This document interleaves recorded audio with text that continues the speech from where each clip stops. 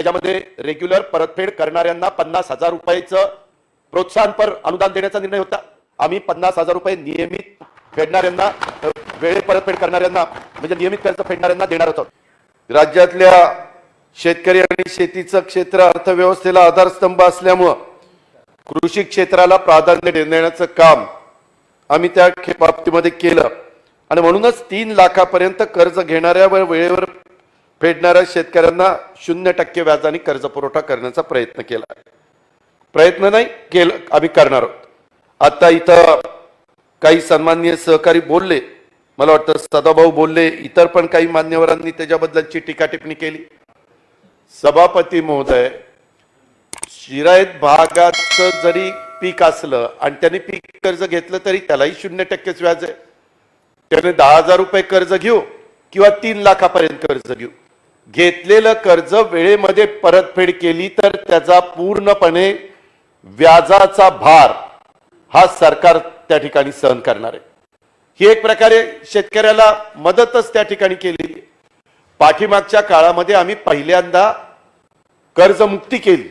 कर्जमुक्ती केल्यानंतर शेतकरी त्याच्यातनं बाहेर काढण्याचं काम आम्ही केलं आणि आता इथून पुढे त्या शेतकऱ्यांनी वेळच्या वेळेला कर्जफेड केली पाहिजे आणि 0% व्याज लावल्यानंतर त्यालाही कर्ज काढणं आणि परतफेड करणं सोयीचं होईल, ह्याकरता हा महत्त्वाचा निर्णय आम्ही घेतला।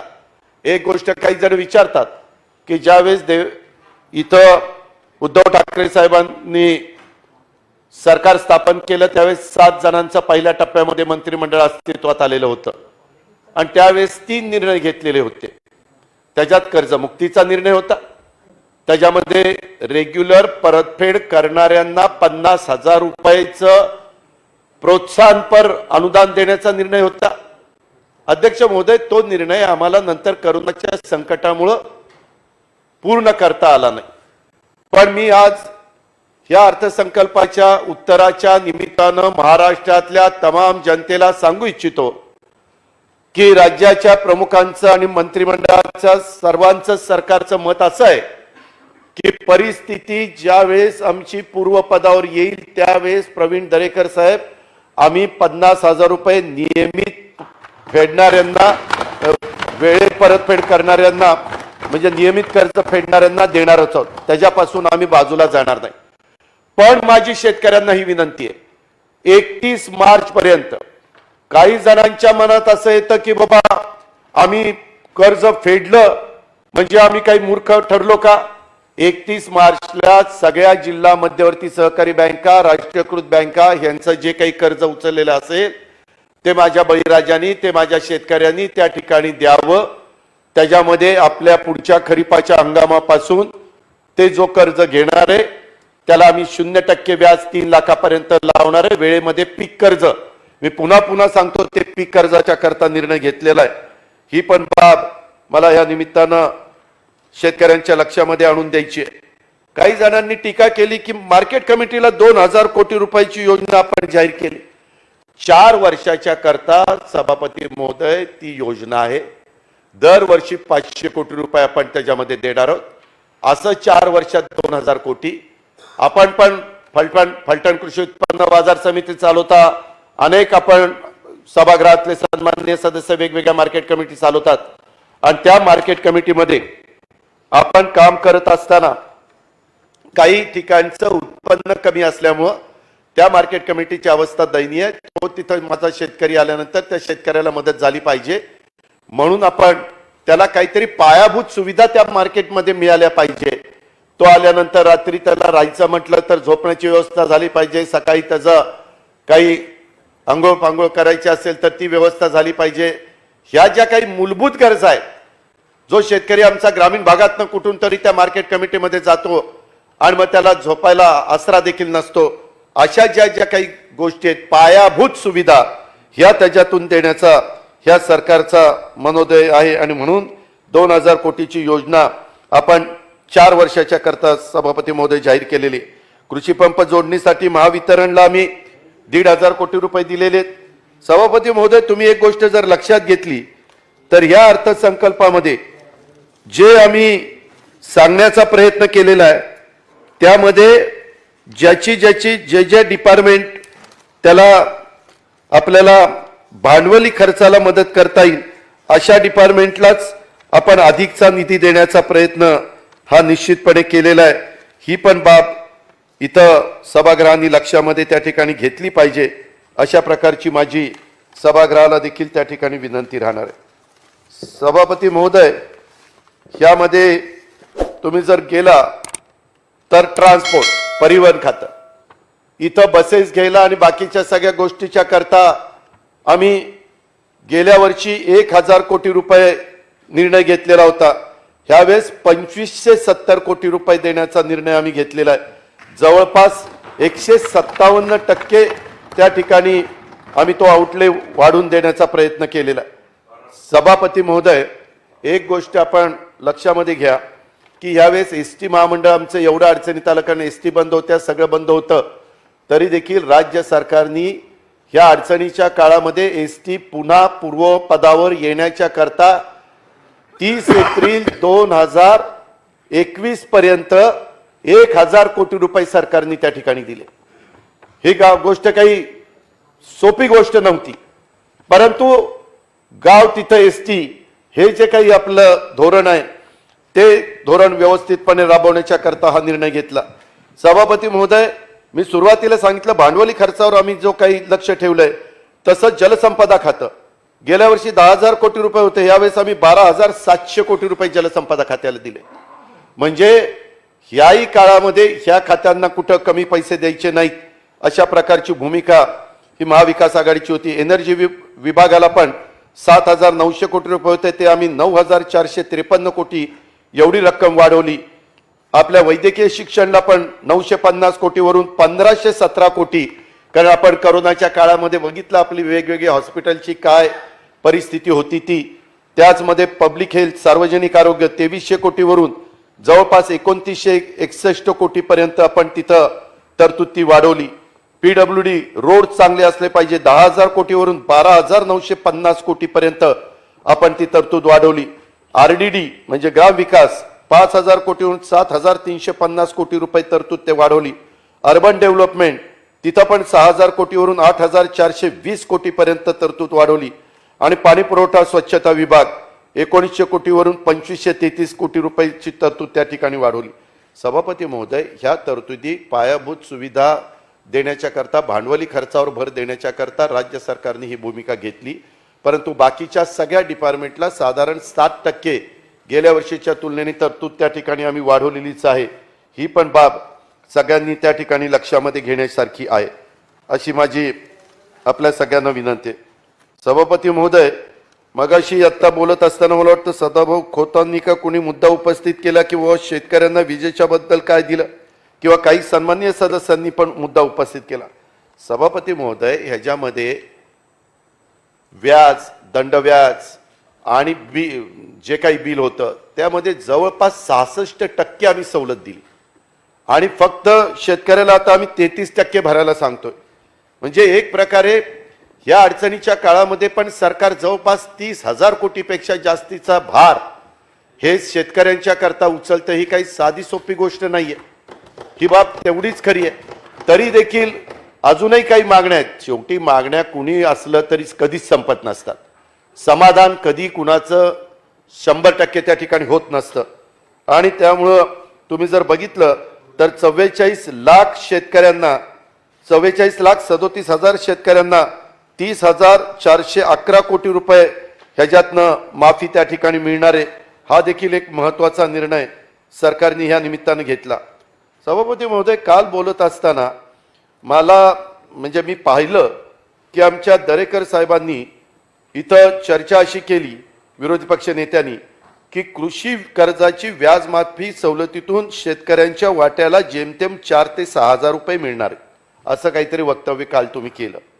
आमच्या सरकारने 6,000 रुपये दिले की यांना कमी वाटतं, पण तेच केंद्राने 500 रुपये महिन्याप्रमाणे 6,000 दिले तर 6,000 दिले। पंतप्रधानांनी 6,000 दिले की ते तुम्हाला मोठे वाटतात की नाही? आणि आम्ही 6,000 म्हणजे त्यांनी तो आकडा काढला, खरं तर 3 लाखापर्यंत कर्ज काढेल त्याला जास्त व्याजाची सवलत मिळेल, जो कमी लहान शेतकरी आहे ज्यांनी कमी कर्ज काढलेलं असेल, कर्ज कोणत्या पिकावर काढलेलं आहे ह्याच्यावरनं त्याला त्या व्याजामध्ये सवलत मिळणार आहे, ही पण गोष्ट त्रिवार सत्य आहे. त्याच्यामुळं इथं अशा प्रकारचा दुजाभाव करणं हे बरोबर नाही. शेवटी प्रत्येक जण आपल्या आपल्या परीनं देण्याचा त्या ठिकाणी प्रयत्न करत असतं, ही पण बाब सगळ्यांनी लक्षामध्ये घेतली पाहिजे. अध्यक्ष महोदय, केंद्र सरकारची आर्थिक ताकद आणि केंद्रीय नेतृत्वाची उंची लक्षामध्ये घेता किसान सन्मान निधीतून शेतकऱ्यांना मिळणारी 6,000ची रक्कम कमी वाटते का काय अशी शंका येते. जर आम्ही दिलेली कमी वाटत असेल तर मग त्याचा अर्थ तसाही निघतो, ही पण बाब लक्षामध्ये घेतली पाहिजे. विरोधी पक्ष नेत्यांनी शरदराव पवार ग्राम समृद्धी योजनेसाठी निधीची तरतूद नाही असा उल्लेख केला. मी विरोधी पक्ष नेत्यांना आश्वासित करू इच्छितो, आपण आपलंही सरकार 5 वर्ष होतं, त्या 5 वर्षाच्या सरकारच्या काळातला अर्थसंकल्प काढून वाचा. त्याच्यामध्ये प्रत्येक ठिकाणी ज्यावेळेस अर्थसंकल्पामध्ये एखादी गोष्ट आणतो त्यावेळेस त्या सरकारची जबाबदारी असते त्याला निधी त्या ठिकाणी उपलब्ध करून द्यायची.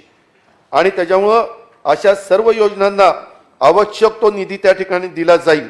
कुठल्याही बाबतीमध्ये योजनेला निधी कमी पडणार नाही अशा प्रकारची पण खात्री मी या चर्चेच्या उत्तराच्या निमित्तानं महाराष्ट्रातल्या जनतेलाही देऊ इच्छितो आणि सभागृहातल्या दोन्ही बाजूच्या सन्माननीय सदस्यांना पण देऊ इच्छितो. सभापती महोदय, जशा पद्धतीनं आम्ही ह्या सगळ्या योजना केल्या त्यावेळेस करोनाच्या काळामध्ये आमच्या एक गोष्ट लक्षात आली की जो गरीब माणूस आहे किंवा गरीब आमची भगिनी आहे तिच्याकरता जी घरगुती काम करते, धुणं भांडी करते, ह्यांच्याकरता देखील आम्ही महिला दिनाचं औचित्य साधून 1 एप्रिलपासून कुटुंबातील महिलेच्या नावावर ते घर खरेदीचा पण एक चांगला निर्णय घेतलेला आहे की घर त्या भगिनीच्या नावावर असलं पाहिजे. तो सगळ्यांच्याच बाबतीमध्ये निर्णय घेतलेला आहे. त्याच्याबद्दलचा GR आता आम्ही त्या ठिकाणी उद्याच्याला अर्थसंकल्प एकदा मंजूर झाला की 1 एप्रिलपासून ज्यावेळेस अंमलबजावणी होईल त्यामध्ये ते आम्ही करू.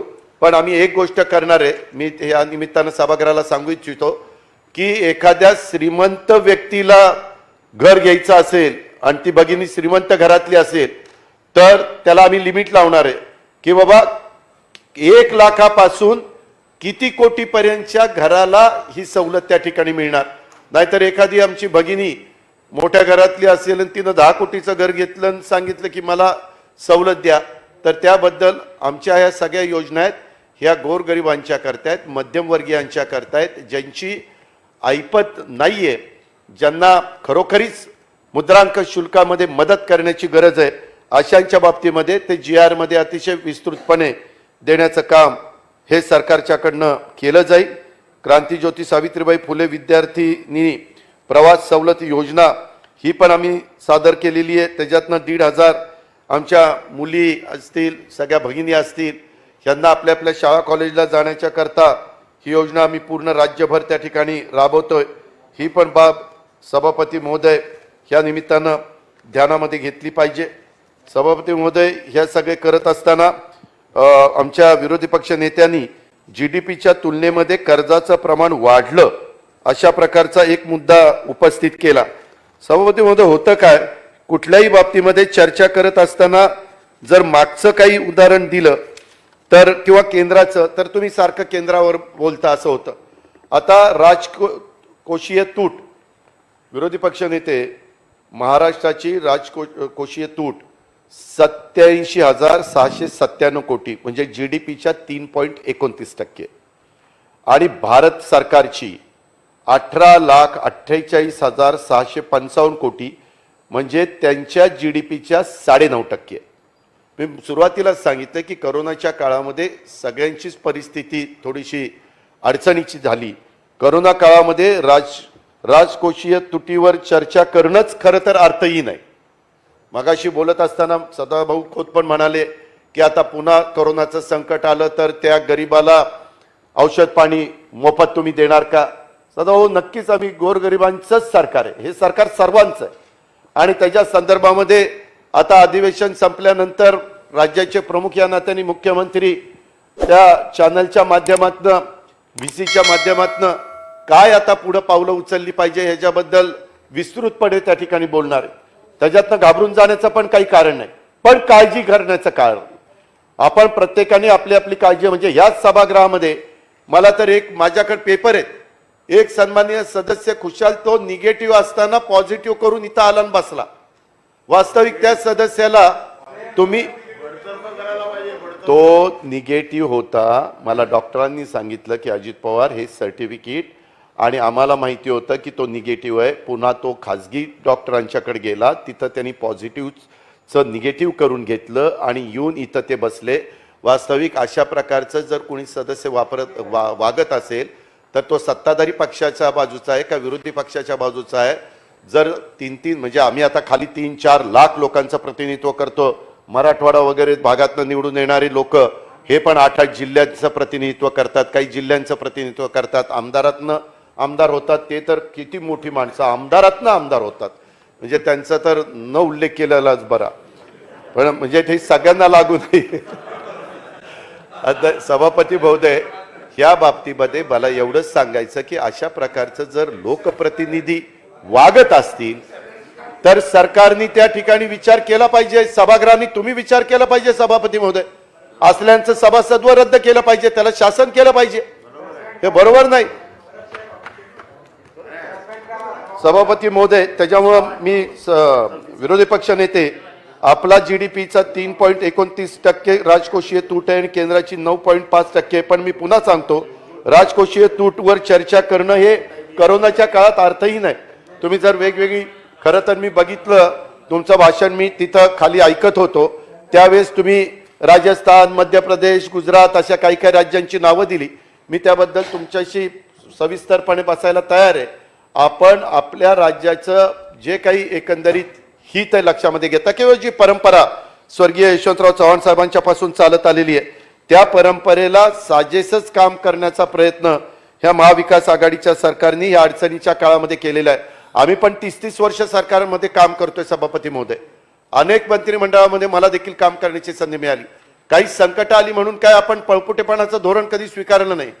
आदरणीय पवार साहेबांनी तर नेहमीच नैसर्गिक संकट, मग ते भूकंपाचं असेल, ते गारपिटीचं असेल, ते बॉम्बस्फोटचं असेल, कसली पण संकट आली तर त्या संकटाला जशाच तसं उत्तर देण्याचं काम आणि त्याच्यातनं महाराष्ट्राला सावरण्याचं काम आपण सगळ्यांनी केलेलं आहे. आणि त्यामुळे विरोधी पक्ष नेते, मी तुम्हाला सांगू इच्छितो, उद्धव ठाकरेंच्या नेतृत्वाखाली हे महाविकास आघाडीचं सरकार ह्या करोनाच्या काळामध्ये देखील असल्या संकटाच्या निश्चितपणे महाराष्ट्रातल्या तमाम जनतेला सावरण्याचं काम करेल.